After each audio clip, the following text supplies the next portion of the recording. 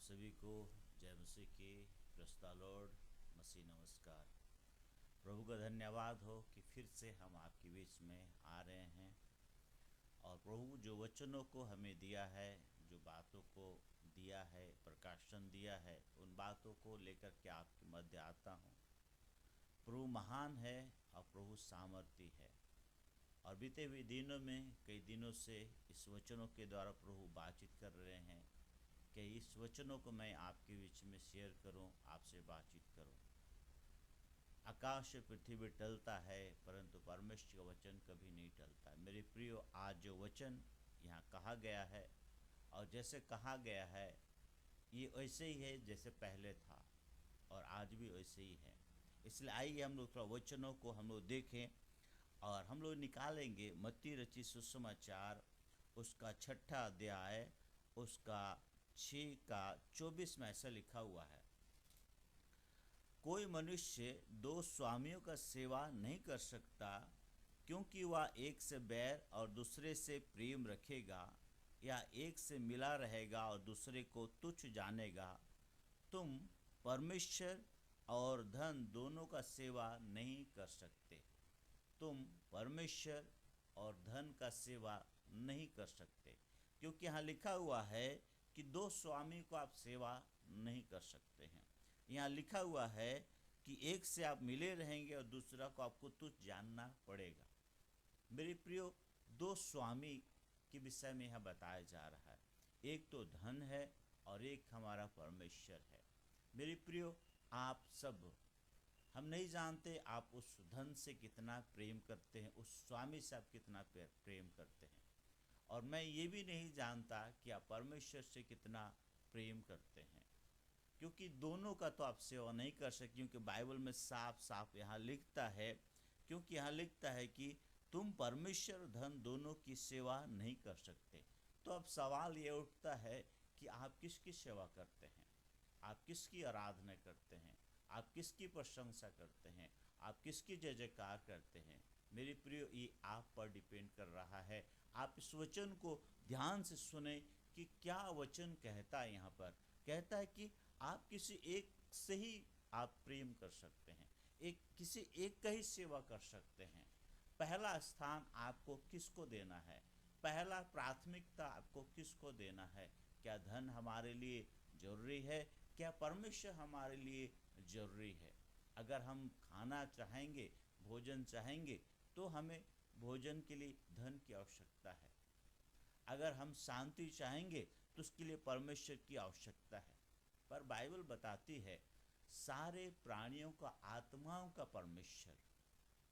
वो कहते हैं, मैं जानता हूँ तुम्हें भोजन वस्तु की आवश्यकता है, मैं जानता हूँ तुम्हें कपड़े की आवश्यकता है, मैं जानता हूँ तुम्हारे घर की आवश्यकता है। अगर इसको हम लोग 25 को भी हम लोग देखेंगे तो बोलता, आकाश के पक्षियों को देखो, वे ना बोते हैं, ना काटते हैं और ना खातों में बटोरते हैं, फिर भी तुम्हारा स्वर्गीय पिता उनको खिलाता है। क्या तुम उनसे अधिक मूल्य नहीं रखते? तो तुम कौन है, तुम में कौन है जो चिंता करके अपने आयु में एक घड़ी भी बढ़ा सकता है। परमेश्वर जानते हैं आपके सारे चीज़ों को। उन आकाश पक्षियों को देखिए, ना बोते हैं ना काटते, परंतु परमेश्वर ने खिलाता है। क्या इन पक्षियों से आप अधिक मूल्यवान नहीं है? तो फिर अगर आप परमेश्वर को चाहते तो आपका स्वामी परमेश्वर हुआ। अरे धन को चाहते हैं तो धन आपका स्वामी हुआ। बाइबल बताती है कि जब हम मरते हैं या फिर कहीं आग में झुलस रहे हो या फिर कहीं पानी में डूब रहे हो या फिर कोई आंधी जोर से आया हुआ है और उस समय हम जो बचाने के लिए चिल्लाते हैं, आप क्या चिल्लाते होंगे उस समय? या फिर हम मनुष्य जाति में से क्या बोलता है? जैसे आग में कोई झुलस रहा है, वो क्या बोलता होगा? मुझको बचा ले, हे धन मुझको बचा ले, हे धन मुझको बचा ले। या पानी में डूब रहा होगा तो वो कहेगा, हे धन मुझको बचा ले, हे पैसा मुझको बचा ले, हे रुपया मुझको बचा ले। यदि कोई उसको पीट रहा होगा तो क्या कर रहा होगा?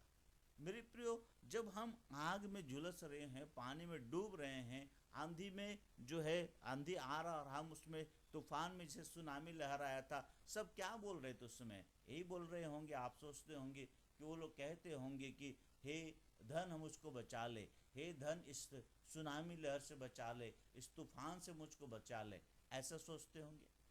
और दूसरी तरफ उसी जगह पर हम लोग क्या कहते हैं, कोई अगर डूब रहा होगा या फिर कोई मृत्यु के साय में जा रहा है, किसी के बच्चे का मृत्यु होने वाला है, तो बोलता है हे प्रभु मेरे बेटे को बचा ले, मेरे बेटे को बचा ले। तब यहाँ पर हम धन और जो है परमेश्वर, इन दोनों चीज को आप देखिए यहाँ पर कि पहला स्थान किसको देते हैं। मैंने कहा आपसे, और वचन यहाँ कह रहा है कि पक्षियों को देखो, पक्षियों को देखो। और हम भी सोचते हैं कि हम धन को क्यों प्राथमिकता ना देंगे, क्योंकि धन जो है हमें घर की आवश्यकता है, हमारे लिए जरूरत है। पर परमेश्वर वचन कहता है तुम्हें वस्त्र की आवश्यकता है, तुम्हें जो है भोजन की आवश्यकता है। इन बातों को तो परमेश्वर जानता है, और वो जानता है कि तुम्हें इन चीजों की आवश्यकता है, इसलिए वो तुम्हें देगा वो तुमको। तो हमारा पहला प्राथमिकता किसको होना चाहिए? हमारा स्वामी कौन होना चाहिए? हमारा प्रभु कौन होना चाहिए? मेरी प्रिय, आप समझ रहे होंगे बाइबल का वचन कहता है, अगर हम लोग राजा सुलेमान के विषय में अगर हम लोग देखते हैं, वहाँ पर पहला राजा उसका 3 अध्याय में ऐसा लिखा हुआ है। उसको अगर हम देखते 9 में लिखते हैं, उसमें ये लिखता है कि परमेश्वर जब राजा सुलेमान को दर्शन देते हैं और उसे कहते हैं कि मांगो तुमको जो चाहिए तो मैं तुझको दूंगा बोल करके, तो राजा सुलेमान क्या मांगते हैं सुनिए। क्योंकि दाऊद एक राजा था, उसी के बेटा राजा सुलेमान था, और उनका बहुत बड़ा इजराइल में बहुत सारे प्रजा थे। और वो क्या मांगते सुनिए, तू अपने दास को अपनी प्रजा का न्याय करने के लिए समझने की शक्ति दे, समझ, बुद्धि और ज्ञान को सुने मांग रहे हैं कि मैं भले और बुरे को परख सकूं। यहाँ पर राजा सुलेमान उसको मांग रहा है कि मैं भले और बुरे को परख सकूं। मेरे प्रिय, भला क्या है और बुरा क्या है?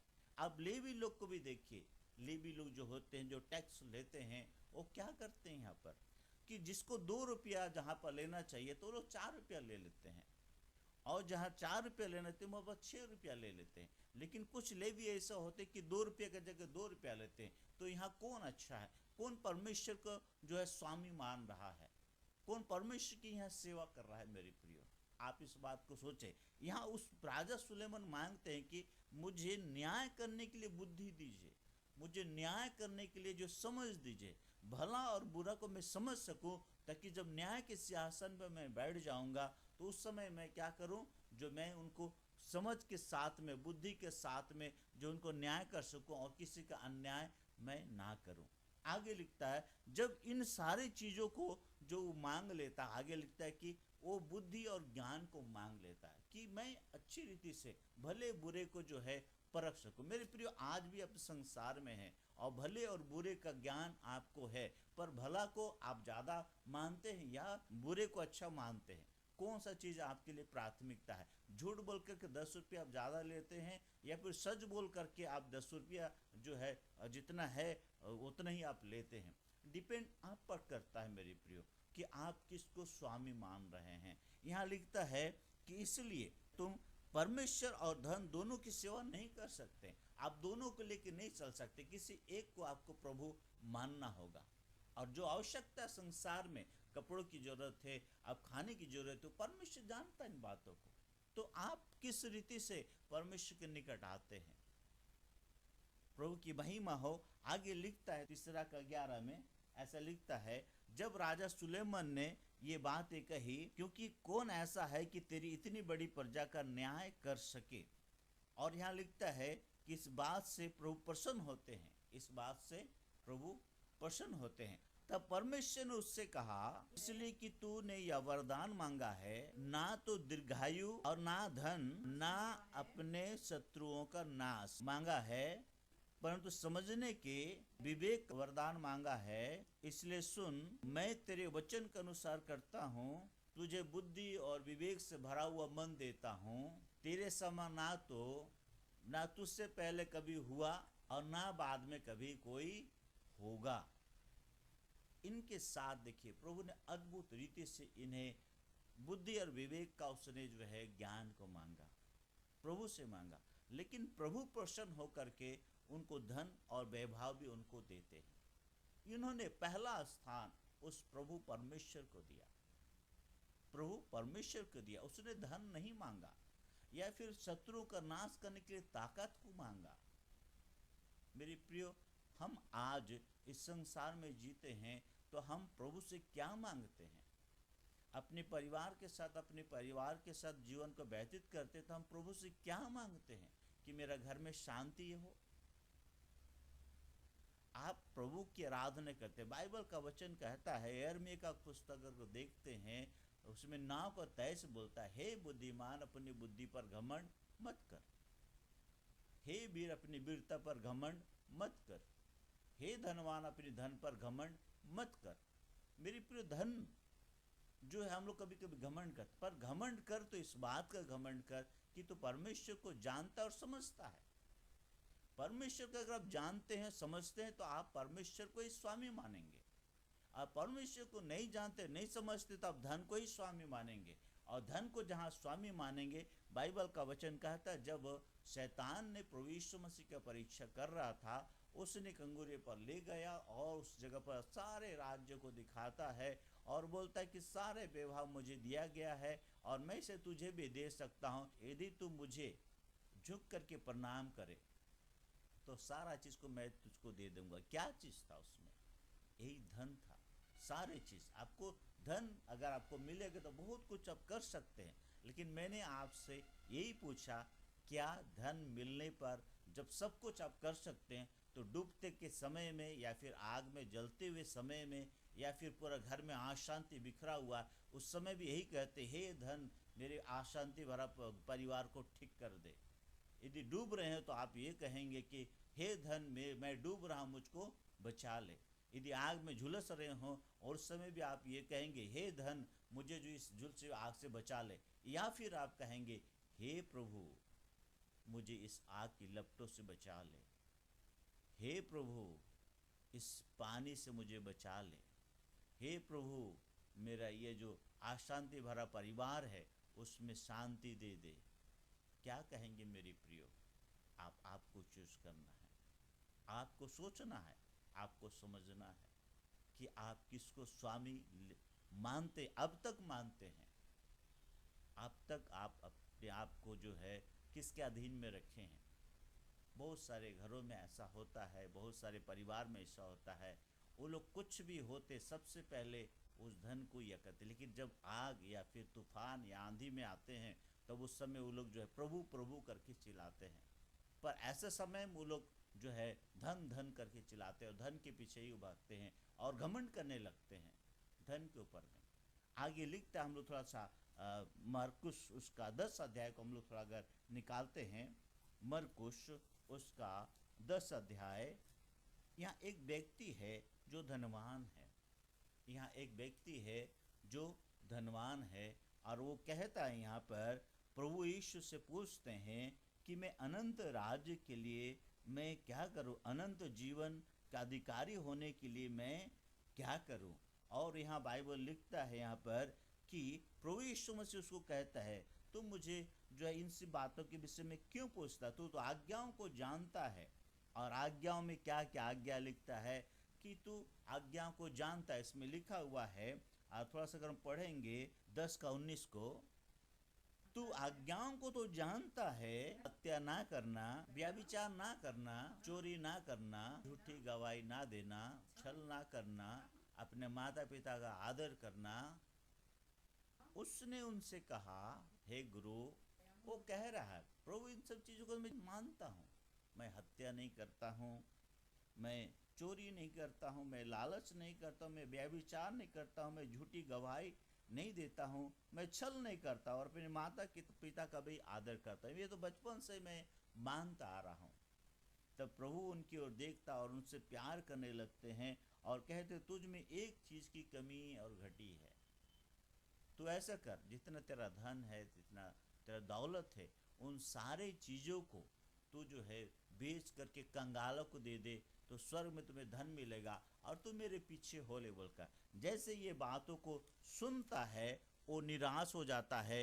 यहाँ पर 10 का 22 में लिखा हुआ है, इस बात से उसके चेहरे पर उदासी छा गई और शोक करता हुआ चला गया, क्योंकि वह बहुत धनी था। इसका मन कहाँ था? इसका स्वामी कौन था? आप बताइए, क्या यीशु मसीह इसका स्वामी है?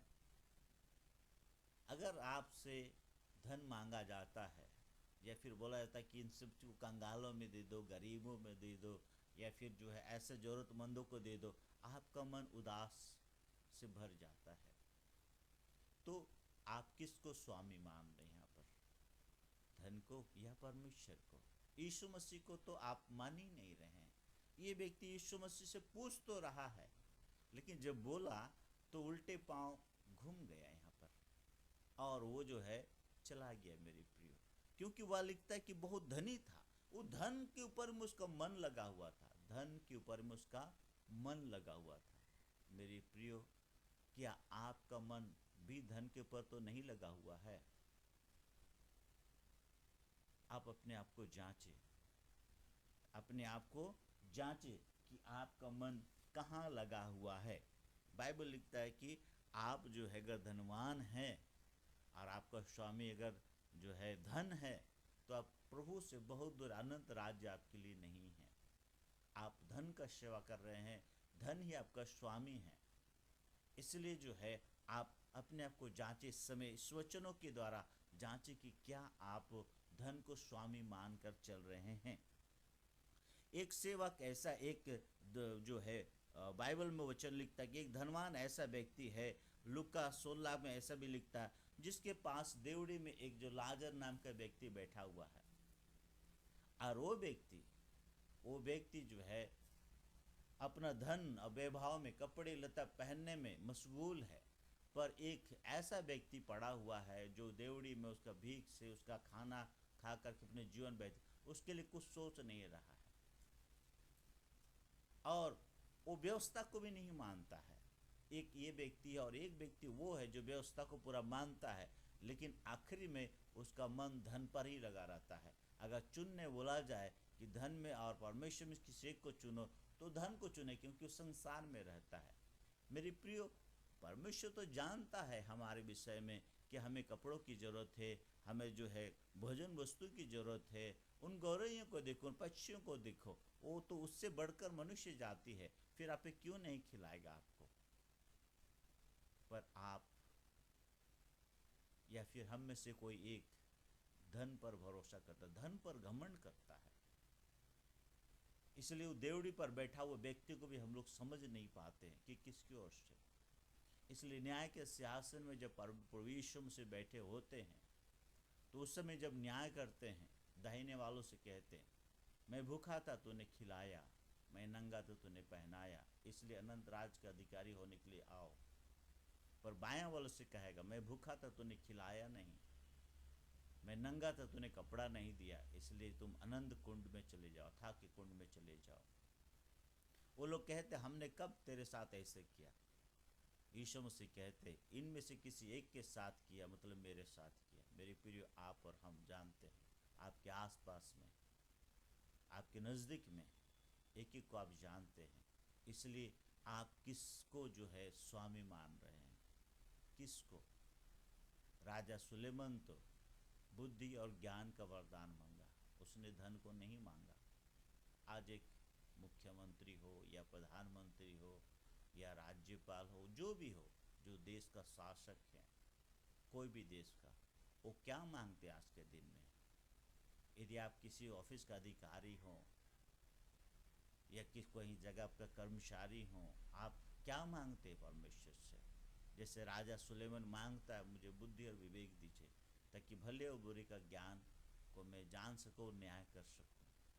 और एक धनवान ऐसा है कि धन को छोड़ के कुछ नहीं, हाँ, सब व्यवस्था को मानता है, सारे व्यवस्थाओं को मान रहा है, परंतु धन और परमेश्वर को चुनने की जहाँ बात होती है, वहाँ पर उसने धन को ही चुन लिया, महत्व धन को ही दिया, तो उसका स्वामी धन हुआ। और एक ऐसा व्यक्ति जो व्यवस्था को भी नहीं जानता है, उसका जीवन ही जो है उस धन के पीछे लगा हुआ है। मेरी प्रियो, परमेश्वर पर भरोसा करिए। जब आपकी बातों को जानता है, क्योंकि आत्मा जो शरीर में है वो परमेश्वर ने दिया है, परमेश्वर आत्मा है, उससे बढ़कर आप किसी को स्वामी कैसे मान सकते हैं? उससे बढ़कर आप स्वामी किसी को कैसे मान सकते हैं? प्रभु की महिमा है। एक वचन हम लोग और देखेंगे, लूका उसका 12 उसका 13 से हम लोग यहाँ देखेंगे। ये एक ऐसे धनवान है जो संसार में रहने के लिए बहुत सारे धन को बटोरता है।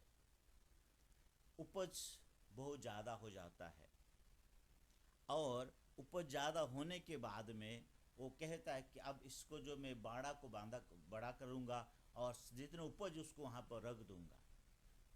और रखने के बाद में वो कहता है, उसने कहा 18 में लिखा हुआ है, उसने कहा मैं यह करूँगा कि मैं अपने बकरियों तोड़कर उससे बड़ी बनाऊँगा और वहाँ अपना सब अन्न और संपत्ति रखूँगा और अपने प्राण से कहूँगा कि प्राण, तेरे पास बहुत वर्षों के लिए बहुत संपत्ति रखी है, चैन कर खा पी सुख से रहा। परंतु परमेश्वर ने उससे कहा, हे मूर्ख, इसी रात तेरा प्राण तुझसे ले लिया जाएगा, तब जो तू कुछ तेरा इकट्ठा किया है वह किसका होगा? किसका होगा? उसके बाद आप जो धन को बटोर करके रखते हैं, ये इस व्यक्ति जब आग में झुलस रहा होगा या फिर पानी में डूब रहा होगा या तूफान में घिरा हुआ होगा, उसमें क्या कहेगा? वो क्या कहेगा इस समय?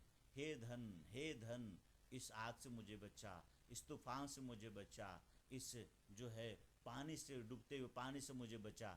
क्या ऐसा कहेगा? मेरे प्रियो, हम सब अपने जीवन को देखें, परखें कि हम अपने जीवन में कहाँ पर हैं। हमारा जीवन में हम किस रीति से प्रभु को जो है प्रभु को मानते हैं।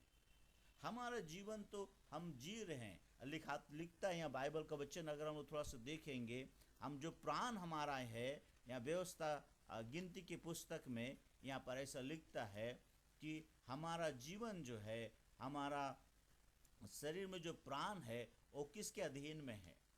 और हम उस जो है 16 अध्याय को हम निकालेंगे, गिनती की पुस्तक उसका 16 अध्याय, यहाँ लिखता है, तब वे मुंह के बल गिर के कहने लगे, हे ईश्वर, हे सब प्राणियों के आत्माओं के परमेश्वर, क्या एक पुरुष के पाप कारण तेरा क्रोध सारी मंडली पर होगा?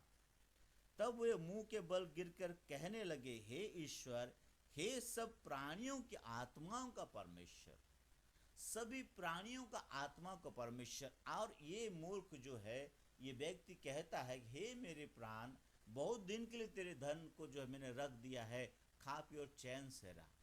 जो प्राण हमको परमेश्वर दिया है, उससे बढ़कर उस धन को हम देते हैं और लास्ट अपने धन को, अपने प्राण को भी आज्ञा देते हैं कि जो है हमारे कंट्रोल में, हम ऐसे सोचते हैं। इसलिए कोई बीमार होते हैं या कि तकलीफ होता है, एकदम जितने हमारे धन होते उनको हम लोग जो है ला करके डाल देते हैं और वहाँ पर प्रभु का नाम नहीं होता, बल्कि वहाँ पर धन का काम होता है। लेकिन जब आखिरी शरण होता है कि अब मरने वाला है, अब मृत्यु के साए में जाने वाला है, तो हम दुआ करवाते हैं, हम प्रार्थना करवाते हैं और हम जा कर के बोलते कि हमारे बेटे के लिए दुआ कीजिए। या कोई बड़ा रोग आ जाता है, बड़ा बीमारी आ जाता है, तब जब सारा धन खर्चा करने के बाद भी कुछ भी नहीं होता है, तब हम दुआ करने लगते हैं। आखिर में हम परमेश्वर के निकट में आते हैं, तो फिर इस जीवन में रहते हुए हम परमेश्वर को प्राथमिकता क्यों ना दे? हम क्यों उस धन को प्राथमिकता पहला देते हैं? हाँ, हमें ज़रूरत है, हाँ हमें उस चीज़ की ज़रूरत है, परंतु परमेश्वर का वचन कहता है कि चिड़ियों को देखो, ना बोते ना काटते, परंतु परमेश्वर खिलाता है। और तुम क्या पहनोगे, तुम क्या खाओगे, उन सारे चीज़ों को परमेश्वर जानता। इसलिए बोलता है पहले धर्म राज की खोज करो, परमेश्वर को पहला स्थान देना सीखो, तो तुम्हें सारा चीज़ तो मिल जाएगा। इन चीज़ों को जानने के बाद भी आज हम बहुत सारे भाई बहन, बहुत सारे माता पिता जो है धन को ही स्वामी मान करके चलते हैं। मेरी प्रियो, आपके जीवन में, हमारे जीवन में अगर ऐसा है, ऐसा हो रहा है, तो हम अथाह कुंड के लिए तैयार हो रहे हैं, ना कि अनंत जीवन के लिए, अनंत राज्य के लिए तैयार हो रहे हैं। मेरे प्रियो, मैं विश्वास करता हूँ कि आप इन वचनों के द्वारा जो है आपको समझ आ रहा होगा, या फिर उन वचनों को आप अपने हृदय में रख रहे होंगे कि हमारा एक ही स्वामी होना चाहिए, वो परमेश्वर प्रभु यीशु मसीह होना चाहिए। धन हमारा स्वामी नहीं है, धन आपका भी स्वामी नहीं है। मैंने 3 बातों को आपके सामने रखा। राजा सुलेमान ने धन के बदले बुद्धि और विवेक को मांगा, भले और बुरे को ज्ञान समझने की बुद्धि को मांगा, पर इन्होंने उस धन को प्राथमिकता दिया। एक धनवान सारे व्यवस्था को मानता है, बहुत सारे घरों में जानता हूँ मैं सारी व्यवस्था को मानता हूँ, लेकिन धन को अगर बोलेंगे इनको छोड़ दीजिए और प्रभु के अनुसार अपने जीवन को व्यतीत करे, तो मन को जो है नहीं फिराता है और फिर चला जाता है। पर वो बोलता है कि मैं व्यवस्था को मानता हूँ बोल करके। एक धनवान है जो बहुत आसपास बहुत सारे घटनाएं हैं, बहुत सारे ऐसे लोग हैं जिनको जरूरत है, परंतु अपने वैभव के कारण, धन घमंड कारण उनको भी देख नहीं पाता है। कोई भी अधिकारी हो सकता है। और एक धनवान ऐसा होता है कि पैसे के कारण उस प्राण को भी आज्ञा दे सकता है कि हे मेरे प्राण, खा पी और चैन से रहा। आप इन 3 में से किसके साथ में, या फिर राजा सुलेमान जैसे परमेश्वर का पहला स्थान दिया, उसी रीति से आप भी होंगे। मेरी प्रिय, प्रभु का धन्यवाद करता हूँ कि आज हम लोग इस वचनों के द्वारा हम लोग बातचीत किए। मैं विश्वास करता हूँ कि आपका स्वामी परमेश्वर ही होगा, यीशु मसीह होगा। मैं विश्वास करता हूँ, और मेरा विश्वास का परमेश्वर उपाय करेगा। एक अधिकारी, एक कर्मचारी या जो भी हो, अपने अंडर बहुत सारे लोग हैं, क्या उनके लिए वो धन मांगता है, या फिर उनके लिए जो बुद्धि विवेक मांगता है, ताकि पूरा राज्य को, देश को, या फिर संसार को चलाने का उसके सामर्थ्य मिले, जैसे राजा सुलेमान ने मांगा।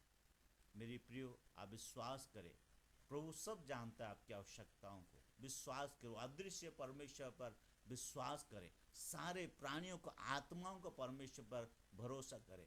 परमेश्वर तो आत्मा है, सत्य की उसकी आराधना स्तुति करने वाले आत्मा और सच्चाई से करें। यदि आत्मा और सच्चाई से आप करते हैं तो सारी आवश्यकता आपके फुलफिल किए जाएंगे। प्रभु का धन्यवाद करता हूँ कि इस वचनों के द्वारा आप सबको आशीष मिले। आइए हम छोटी प्रार्थना के द्वारा हम लोग अंत करेंगे। पवित्र परमेश्वर, यीशु के पवित्र नाम से वो इस संसार के हर एक भाई बहनों को, माता पिताओं को प्रभु तेरे निकट लाते हैं। प्रभु होने दे, उनका स्वामी तू ही हो। होने दे प्रभु यीशु कि तू सब कुछ जानता है कि उन्हें कपड़े की आवश्यकता है, उन्हें भोजन वस्तुओं की आवश्यकता है, तू सब कुछ जानता है। प्रभु इन बातों को वो लोग भी जानने पाए कि हाँ प्रभु, हमें प्रभु जानता है कि आज हमारे घर में किस चीज़ की कमी और घटी है, और प्रभु ही फुलफिल करेगा। जैसे तू कहता, कर्म के बिना विश्वास, और विश्वास के बिना कर्म व्यर्थ है। उस रीति से जब हम काम को निकलते, प्रभु तुझे ही पहला स्थान दे, ताकि जो भी आए तेरे नाम से आने पाए। उन गौरवों को देखो, उन पक्षियों को देखो, उन कौवों को देखो, ना बोते ना काटते, परंतु परमेश्वर पिता खिलाता है, और मनुष्य जाति उनसे बढ़कर है। इसलिए हे प्रभु यीशु, एक एक लोग, एक एक भाई बहन प्रभु यीशु तेरे निकट लाते उन सबको, और प्रभु यीशु तुझे ही स्वामी मानकर प्रभु यीशु तेरी आराधना करने पाए।